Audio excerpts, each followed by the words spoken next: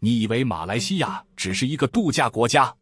阳光、沙滩、椰子树，外加双子塔，拍个照就结束了？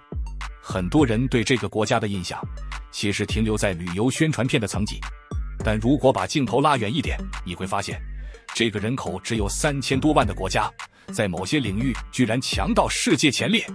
今天我们就来看看马来西亚在全球最强的10件事。有些排名可能会让你意外，甚至连很多大国都比不上。看到最后，你会重新认识这个国家。记得先点个赞，顺便订阅一下。我们马上开始。第10名，榴莲产业实力。说到榴莲，很多人第一反应可能是泰国，但如果把话题换成顶级榴莲，那情况就完全不一样了。很多资深榴莲爱好者都会直接说一句话：如果泰国是榴莲的量产王国，那马来西亚就是榴莲的奢侈品牌。马来西亚最出名的品种就是猫山王，这种榴莲的特点非常明显，果肉金黄，油脂感重，甜中带苦，入口像奶油一样在舌头上慢慢化开。很多第一次吃的人会愣一下，因为那种浓郁的味道真的很夸张，嘴巴一抿，整个口腔都是榴莲香。除了猫山王，马来西亚还有黑刺、红虾等多个高端品种，其中黑刺甚至被很多榴莲玩家称为榴莲中的劳斯莱斯。在中国、新加坡和香港市场，这些榴莲的价格常常能卖到每公斤几百人民币，一颗榴莲卖到上千块也不是新闻。根据马来西亚农业部数据，马来西亚每年榴莲产量大约在40万吨左右。虽然产量不算世界第一，但品质和品牌价值却非常突出。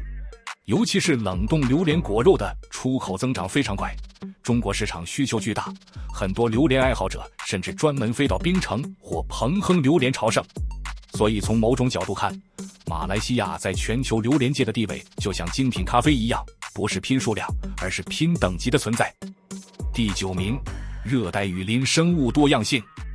如果把镜头拉到自然生态，你会发现马来西亚有一个非常惊人的优势，热带雨林的生物多样性。简单讲一句，这里的森林不是普通森林，而是地球级的生命仓库。像马来西亚半岛的大汉山国家公园，科学家估算这片雨林已经存在超过1亿3千万年，比亚马逊雨林还古老。当很多地方的森林还没形成的时候，这里的雨林已经在默默生长了。马来西亚全国森林覆盖率大约维持在50%以上，里面生活着大量珍稀物种，比如马来虎、马来貘、云豹、红毛猩猩，还有世界最大的花来佛士花。光是植物种类就超过15000种，昆虫更是多到数不清。科学家甚至经常在这里发现新的物种。很多生态学家都说，东南亚的婆罗洲雨林是地球上生物多样性最密集的地区之一，1公顷森林里可能就有上百种树木。头顶是几十米高的巨树，空气湿热，藤蔓像绳子一样垂下来，四周鸟叫、虫鸣，动物在树影之间移动，整片森林就像一台巨大的生命机器。也正因为如此，马来西亚的雨林在全球生态研究里地位非常重要。很多科学家来这里研究生态系统、气候变化，甚至寻找新的药用植物。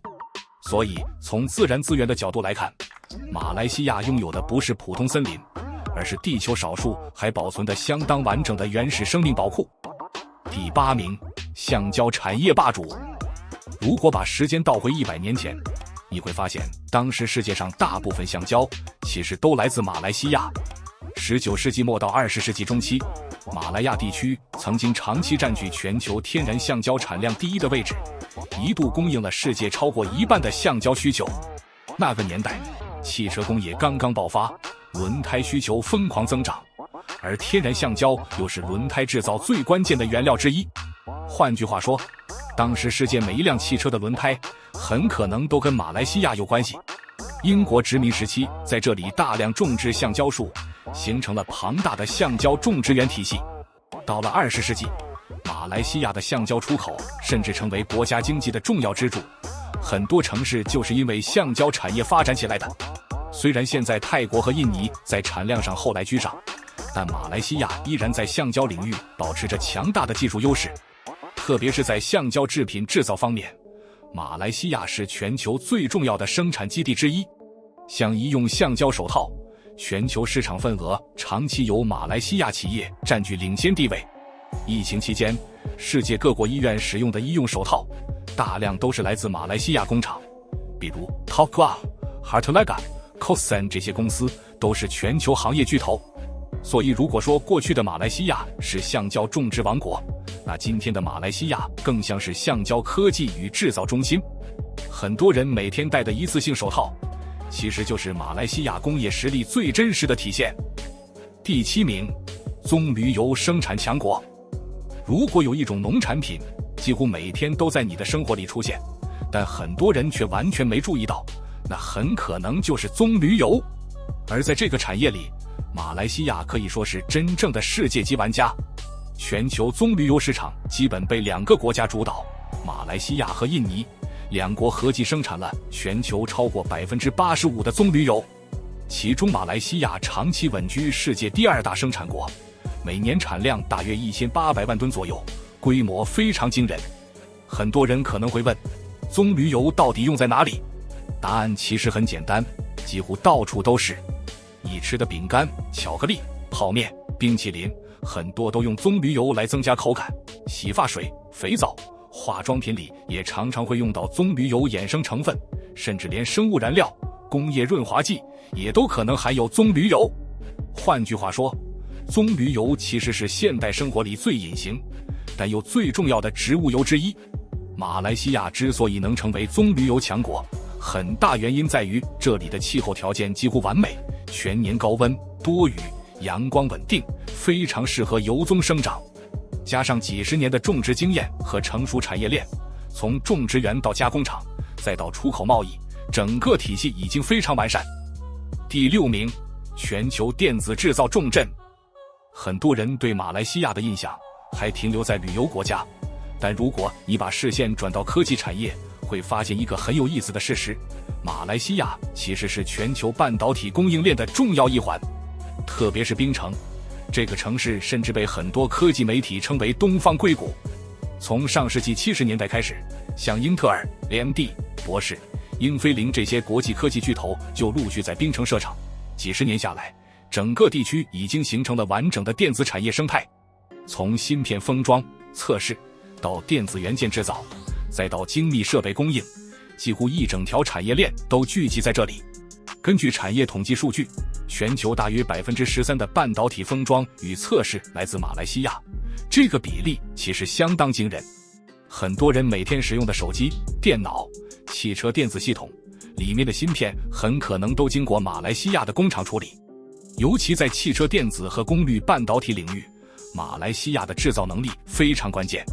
换句话说，如果把全球电子产业比喻成一台巨大的机器，那马来西亚虽然不是最显眼的零件，但却是不可缺少的关键齿轮。很多芯片在设计完成后，都要来到这里进行封装测试，才能最终进入市场。所以，看似低调的马来西亚，其实早就悄悄站在了全球科技产业链的重要位置。第5名，世界级清真食品中心。如果说有一个国家在清真食品认证这件事情上做到全球权威，那马来西亚绝对排得上前几名。很多人可能不知道，马来西亚的清真认证体系在国际上非常有影响力，尤其是由马来西亚伊斯兰发展局 JOKIM 颁发的清真认证，被很多穆斯林国家视为最严格、最可靠的标准之一。如果一家公司拿到马来西亚的清真认证，那进入中东或其他穆斯林市场都不需要重新审核，这意味着拿到了一张国际通行证。正因为如此，很多跨国食品公司都会选择在马来西亚申请清真认证，甚至直接在这里设立生产线。现在全球清真食品市场规模其实非常惊人，根据多份国际产业报告，整个清真食品产业的市场规模已经超过2万亿美元。而马来西亚正在努力打造自己成为全球清真食品贸易和认证中心。像吉隆坡国际清真展 MIHAS 就是世界上规模最大的清真产业展览之一，每年吸引来自几十个国家的企业参与。从食品加工、餐饮品牌到化妆品、药品，甚至物流体系，马来西亚都在推动完整的清真产业生态。马来西亚不仅仅是在做食品出口，更是在制定规则、建立标准。某种程度上，它已经成为全球清真食品产业里最重要的认证与贸易枢纽之一。第4名，世界顶级海岛旅游资源。如果说马来西亚有什么资源是老天爷直接开外挂送的，那一定是海岛。这个国家虽然面积不算大，但海岛质量真的很夸张，很多地方甚至被国际潜水界列入世界级名单。最有名的就是位于沙巴的西巴丹岛，很多潜水老手都把这里称为潜水圣地。著名海洋探险家雅克·库斯托当年潜入这里之后，直接说了一句很经典的话：我见过很多地方，但没有一个像西巴丹的。为什么这么夸张？因为这里的海底生态密度高到离谱，潜水员一下水，周围可能同时看到几十只海龟在游动，成群的梭鱼像龙卷风一样旋转，还有白鳍鲨、礁鲨在附近巡游。更厉害的是，这些生物并不是偶尔出现，而是几乎每天都能看到。除了西巴丹，马来西亚还有很多顶级海岛，比如兰卡威、停泊岛、刁曼岛、马布岛等等，每一个都是旅游杂志里的常客。这里的海水透明度非常高，有些地方能见度超过30米，海底珊瑚像一座彩色城市，各种热带鱼在里面穿梭。简单说，如果你站在沙滩上往海里看，那种蓝色几乎像滤镜一样不真实。所以在全球海岛旅游版图里，马来西亚其实一直占有一席之地。第3名，全球最大锡矿。如果把时间倒回到19世纪，你会发现当时世界上有一种金属几乎离不开马来西亚，那就是锡。在19世纪末到20世纪初，马来亚地区曾经长期占据全球锡矿产量第1的位置，一度供应了世界大约1半以上的锡。很多工业国家当时的制造业其实都依赖这里的矿产资源。那锡到底有什么用？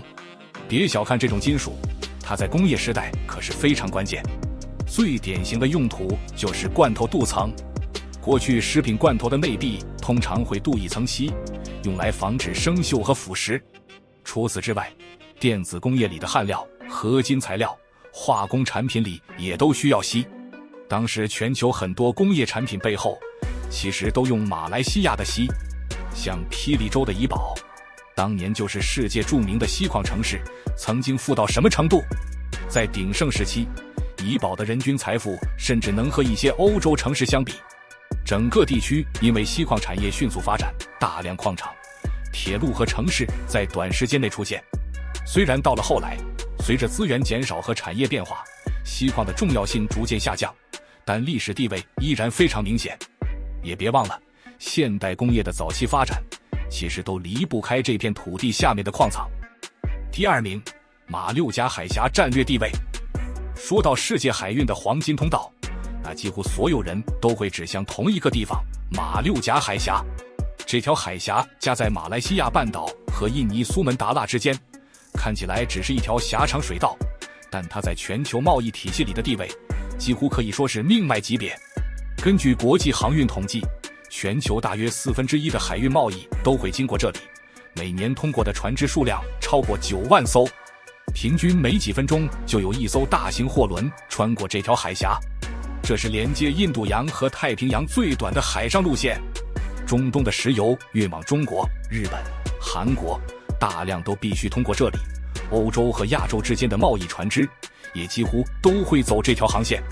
如果绕开马六甲海峡，船只就必须绕行印尼南部，航程会增加上千公里，时间和成本都会大幅上升。所以从地理位置来看，马来西亚其实守在全球贸易最关键的一条航道旁边。有人甚至把马六甲海峡比喻成世界经济的主动脉，只要这里保持畅通，全球贸易就能顺利运转。一旦出现严重阻塞，很多国家的能源和货物流动都会受到影响。也正因为如此，这条海峡长期受到国际社会高度关注，各国海军都会在附近活动，确保航道安全。所以说，马来西亚虽然不是超级大国，但它所处的位置却恰好站在了世界贸易最重要的十字路口之一。第1名，世界级多元文化融合。马来西亚真正独一无二的强项其实是文化融合能力。这个国家的人口大约3000多万，但社会结构却非常多元，主要族群包括马来人、华人和印度人，还有许多少数民族共同生活在同一片土地上。听起来好像很普通，但真正走进这个国家，你会发现一种很特别的画面。在同一条街上，可能一边是清真寺的宣礼声，一边是华人庙宇的香火，再转个角落又能看到印度神庙的鲜艳雕像。宗教、语言、饮食全部混在一起，却又形成一种奇妙的平衡。比如很多马来西亚人日常交流会自然切换语言，一句话里可能同时出现马来语、英语甚至华语。饮食文化更是一个典型例子，早餐可能是椰香饭，中午吃肉骨茶，晚上再来一份印度煎饼。很多游客第一次来都会觉得像走进一个文化混合实验室。这种融合其实不是短时间形成的，而是几百年贸易和移民慢慢积累的结果。从马六甲王朝时期开始，这里就是重要的国际港口，中国、印度、中东和欧洲商人不断往来，各种文化在这里相遇、碰撞、融合，久而久之就形成了今天这种非常独特的社会氛围。马来西亚这个国家虽然面积不算大，人口也只有3000多万，但在世界舞台上，它的影响力却一点都不小。从榴莲这种水果界的奢侈品，到全球供应链里的半导体产业，再到掌握世界贸易命脉的马六甲海峡，甚至连清真食品认证这样的国际标准体系都能看到马来西亚的身影。这个国家把各种优势慢慢叠加起来，形成一种非常独特的竞争力。很多时候，一个国家的实力并不只是看 GDP 或军事实力，还要看它在全球体系里扮演什么角色。而马来西亚就是那种平时看起来低调，但在关键领域却经常出现的国家。也许正是因为这样，它才会在很多排行榜里默默占据一席之地。如果你还知道马来西亚有哪些世界级强项，欢迎在留言区一起补充，说不定还有更多被忽略的隐藏实力。如果喜欢这种带点冷知识又能开眼界的内容，记得点赞、订阅，我们下期再见。